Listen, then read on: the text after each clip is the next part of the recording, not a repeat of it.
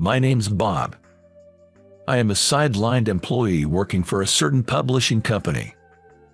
This year, I'm hitting the big 40 and still haven't settled down. Now, that's not to say I've never had a girlfriend. I had one back in college. We met at a literary club, bonding over a shared love for a particular novelist, which led us to dating. After graduating, we stayed close since we worked near each other, and our relationship was as solid as ever. Never had a fight with her, and I used to think, I want us to always be this close, maybe even get married someday. Turns out, I was the only one thinking that. She started getting closer to a senior colleague at her job, and our meetings started becoming less frequent. By my second year in the workforce, she broke things off. A buddy of mine later told me that she had fallen for some handsome, high-flying executive at the IT firm she worked at. A guy whose looks and paycheck were leagues above mine. In the end, women choose men based on their looks and money. After losing my confidence, I never got a girlfriend again, and in fact, I've lived without even showing a hint of interest in women. However, I was liked by colleagues, and I was very satisfied with my relationships at work. Having left my previous job in my mid-20s and joined this company midway, it's been over a decade. Even though I'm not in a prominent position, covering for my junior colleagues when they make a mistake is a piece of cake. Sometimes, after work, I'd go out for drinks and listen to my colleagues' complaints, offering them advice, so they really relied on me. Then, one day, the day after I had helped cover up a mistake for a colleague, he ran up to me, exclaiming, "We've got news. Did you hear? We're getting a new employee from the headquarters, and it's a young woman at that." Seeing the colleague getting all excited about a young woman, I gently placed both my hands on his shoulders and said, "Easy there, calm down." Not long after he caught his breath, our boss walked into the office with the mentioned young woman. "Starting today, Catherine will be the manager of this division. I'm Catherine. Nice to meet all of you." As she greeted and gave a slight nod, a round of applause began, growing louder. In the midst of the clapping, the same junior colleague beside me whispered, "I heard Catherine used to be a department head at the headquarters." Hearing that, I thought to myself, impressive for someone so young. Later, my boss told me the same thing, confirming that the rumors were indeed true. With a track record of rising to a managerial position at such a young age, she worked even harder than the rumors suggested, swiftly handling tasks and showcasing her prowess. Even though she was younger, she became my superior. She was friendly and highly competent, quickly becoming a natural fit in our department. However, there was one thing that bugged me. I often felt her gaze from her distant desk. It wasn't a flirtatious look or a look of disdain, but something indescribable. At first, I thought she was puzzled by me, a middle-aged man still in a peripheral role. One day, after this had been going on for a few days, she approached my desk and asked if I could prepare a document for her by the next afternoon. Given how capable she was, I figured she could probably do it faster herself. However, once I understood the simple content she needed, I realized she must be so swamped with work due to her efficiency and decided to help. So, I said to her, "I can get this done today. I'll bring it over once it's ready," and turned back to my computer. But she didn't move. When I looked up, her mouth was agape, a look of shock on her face. "What's wrong?" I asked.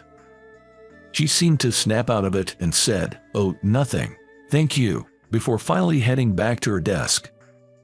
Later that day, as promised, I submitted the completed document just before the end of work hours.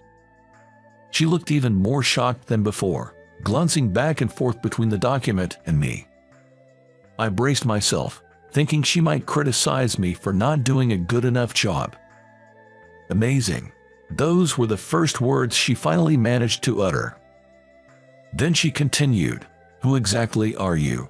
Apparently, what had taken her aback was the impeccable and advanced nature of my presentation.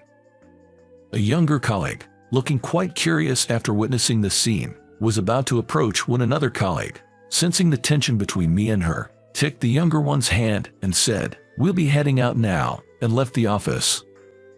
After seeing them off, I met her gaze and responded, "Just a sidelined employee, really?"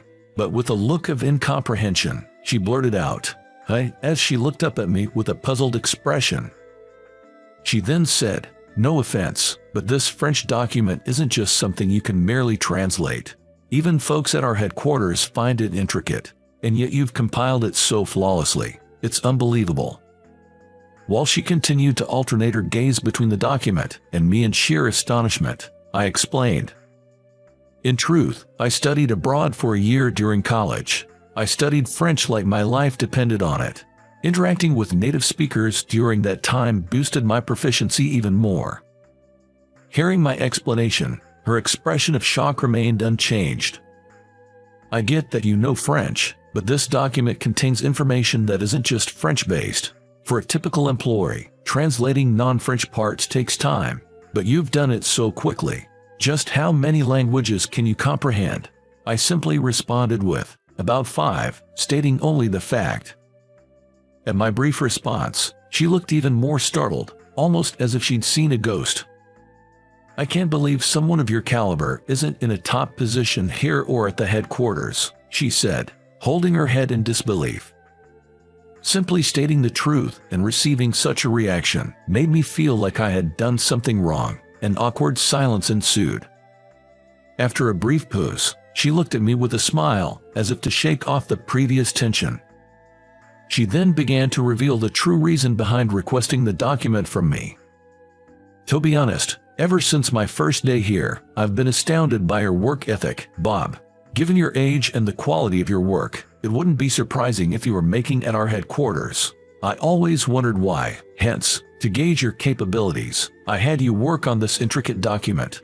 From what I've heard, Bob, you left your previous job, joined this company midway, and have been in a low-profile position for over a decade. Don't you ever want to climb the corporate ladder?"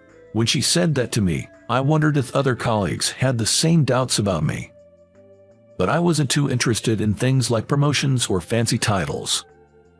When I mentioned this, she laughed and said, "You're an interesting guy." From that day on, the difficulty of the tasks given to me increased dramatically. And later on, she asked me to accompany her to a meeting at the headquarters. Although reluctant, I agreed and headed to the headquarters. It was my first visit to the headquarters since my mid-career interview, and I was a bit nervous. The meeting was about an upcoming business book for young people. Before the meeting started, I had thought I'd just attend and not voice my opinions, but once it began, I couldn't suppress my thoughts. Before I knew it, I was suggesting various ideas, and most of the employees at the headquarters nodded in agreement, their faces showing astonishment. The CEO was also present, and after the meeting, I was called into his office. I went with Catherine. "Well, Catherine was right. You're really talented, Bob. We shouldn't let talent like yours go to waste. I'd really like you to join our editorial team at the headquarters and fully utilize your abilities." Taken aback by this sudden offer, I said, "Me, really?" The CEO cut me off, covering my hands with his own, and firmly said, "I'm counting on you."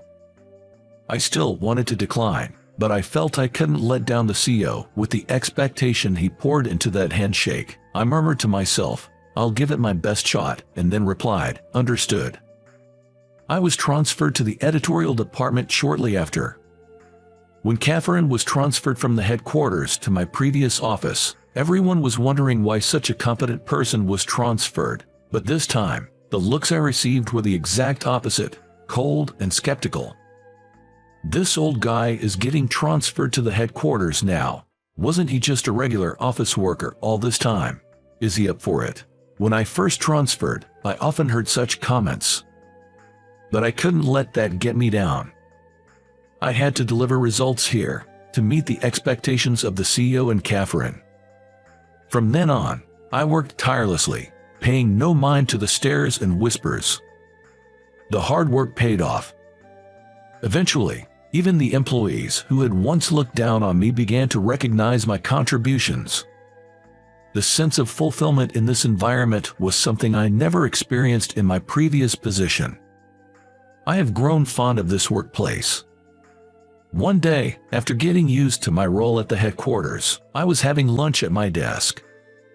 While eating lunch at my desk, I got an email from Catherine. "Want to go out for drinks after work today?" Thinking about it, since I transferred to the headquarters, I hadn't really hung out with Catherine outside of official meetings. I owe her a lot for how far I've come, so I thought it'd be good to go as a way of saying thanks. When I arrived at the designated bar, Catherine had already started drinking. Catherine noticed me and waved her hand with a relaxed expression that she would not show at work. "I've heard from the CEO and some folks at the office. Sounds like you're doing great, Bob." "Well, not really. I'm just finally getting used to the job and the office vibe. It's been busy every day." After giving each other an update, she asked, "Can I ask you one question?" She asked with a slightly different, more serious look in her eyes than before. I didn't say anything but just nodded in response. "Why were you, Bob, who is so talented, settled in such a backbench position?" Being a lightweight drinker, I was already tipsy after only drinking half a mug of beer. Maybe because of that, I started sharing a story I'd never told any of my colleagues before. I actually graduated from Harvard, but on the resume I submitted to this company, I listed a different university. I couldn't see her face, but I could guess she probably had the same shocked expression she showed when she managed to understand a challenging document in a short time. Ignoring her reaction, I continued my story.